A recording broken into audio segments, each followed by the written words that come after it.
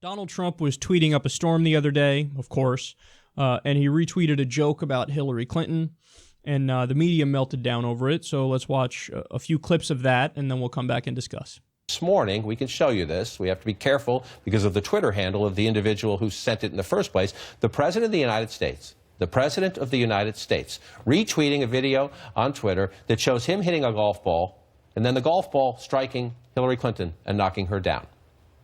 You see it there. The President of the United States retweeted that this morning. Why? What? He's at Bedminster. He's at Bedminster. He's at Bedminster. Traditionally, historically speaking, weekends at Bedminster, even at an important time like a weekend when he's going into the United Nations General Assembly for the first time as the President of the United States, are risky times. Maybe he's by himself. Maybe he's not surrounded by as many aides as he usually is, certainly not at this hour of the morning. I think, Karin's right. He's a disruptor, and he has these impulses. He enjoys engaging on social media. You hear him talk about that's so important to his identity, and people want to hear from him. But it is unusual coming off of this last couple weeks. See, we can't find the words. I'm trying. It's interesting because he is the President of the United States. It is insane, kind of. Thank you. This retweet by the President this morning. He was very active on Twitter this morning. If you see there's no sound. It's an image. President golfing, a golf ball hitting Hillary Clinton and knocking her down from the back. David Urban, I know how Senator Santorum feels about his tweets. Is this appropriate? Look, the president speaks directly to folks. I'm not going to judge what's appropriate or inappropriate in the president. Retweets do not equal endorsement. I think it says it on the bottom of his Twitter deck. Why is he so obsessed with Hillary Clinton still?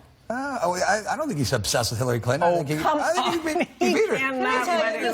This is the part that drives me. This is the part that drives me crazy. Fair and square. When decent people, decent Republicans, who I know would judge Democrats differently, give and normalize what Donald Trump is doing. We cannot normalize this kind of behavior from the President of the United States. He is still an example. If your 6-year-old son did this, he'd be punished. And so this 71-year-old should not be accepted. He's being a jerk, and he's not being a precedent. Yeah, man. I don't get the media. I really don't. I feel like, and I think some of you might disagree with me on this, but I feel like their moral compass and their outrage meter is just so broken. So that, you could say that's unpresidential, and of course it is, for a president to fucking retweet something like that. But look, when it comes down to it, nobody can act like that's not a joke. It's Trump hitting a golf ball and then the golf ball hitting Hillary and Hillary tripping, and it's obviously, slapped together and fake, and everybody knows it's fake, and so Trump's doing that, and obviously his base is going to eat it up and think it's funny, and it's not like some people are saying, the president is advocating violence against women here. Well, actually, no. You know when the president advocated violence against women? When his first act as president did a military act as president was a botched raid that ended up killing a young American girl. And there was less outrage over the president massacring a little girl than there was over this fucking tweet, which was a joke. That's what I don't get. The same fucking day that Trump retweeted that got all the news. Let me give you another one of his tweets from that day. Loser terrorists must be dealt with in a much tougher manner. The internet is their main recruitment tool, which we must cut off and use better. He's calling for regulation of the internet. He's calling for a direct violation of the First Amendment. Let the government decide what is and isn't acceptable when it comes to stuff posted on the internet. And they say, oh, we'll start out with whatever, terrorists, but then that becomes, I don't know, maybe if you're just a Muslim fundamentalist. And then that becomes, I don't know, maybe if we think you're a left-wing agitator during one of these protests, if we think you're a communist and you're an enemy of the state, maybe we shut down you.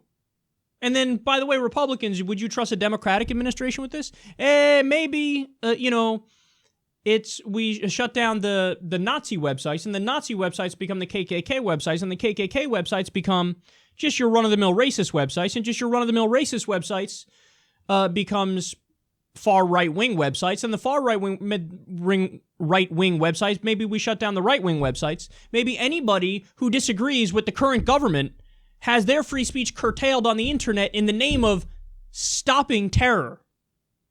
So, in other words, that same fucking day, Trump tweets something that has really serious policy implications, and implications for the First Amendment and basic freedoms, and the corporate media lost their mind over the tweet that was a GIF of a joke. There was another tweet the same day where Trump is provoking North Korea again, and he's calling Kim Jong-un Rocket Man. So the guy is like tweeting us into having no civil liberties, taking away our First Amendment rights. The guy is tweeting us into potential war. The media's got nothing to say about those policy-related tweets. They focus on the one that's the joke. That's why I don't get it, man. I don't get their outrage. I mean, she was like, what's her name? Anna Navarro or something? She was seriously pissed over, how dare you tweet a thing that's a joke GIF of you hitting a golf ball at Hillary Clinton? How dare you? Right now, they're trying to get rid of Obamacare again. They're 1 or 2 votes short in the Senate. Media's not even discussing that. Mainstream media is not even discussing that. They talked about it the last few times. This time, they're too busy talking about Trump's GIF joke tweet. GIF, whatever. I think the creator said it's called GIF, whatever. They're too busy talking about that than to talk about the serious policy implications of what's happening. Look, man, it's boy who cried wolf, if you ask me. I really think this does damage to the actual resistance against Trump. Because if you get outraged over every little thing that's irrelevant, like a joke tweet, well, then when it's time to actually get mad at him over real shit, people roll their eyes and they go, here they go again, the media, shitting on Trump nonstop. So keep your outrage powder dry for when it's fucking policy related and it matters, as opposed to when it's a joke. Because then you set it up for them to go, get over it, you're fucking snowflakes. Wouldn't it be nice to actually have a substantive response to that when they, like, if somebody calls me a snowflake for saying, hey, we shouldn't massacre little girls with our military, as Trump did with his first military act, you could accuse me of being a snowflake over that, and I say, you're a fucking idiot. I'm against, like, genocide of innocent people. That's not snowflakeism. That's common sense and rationality. But if somebody calls you a snowflake because you got mad over the fucking joke tweet of hitting a golf ball at Hillary, which is obviously a joke, and they call you a snowflake, you have no response. Because that is kind of being a snowflake.